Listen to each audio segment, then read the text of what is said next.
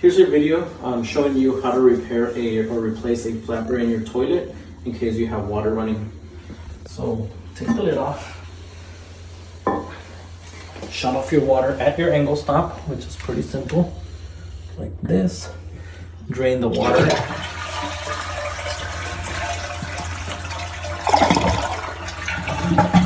Remove the chain from your flush lever. Take it off the 2 pins at the bottom.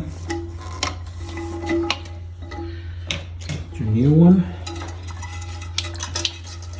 One side, other side, and then you have your change, which is adjustable.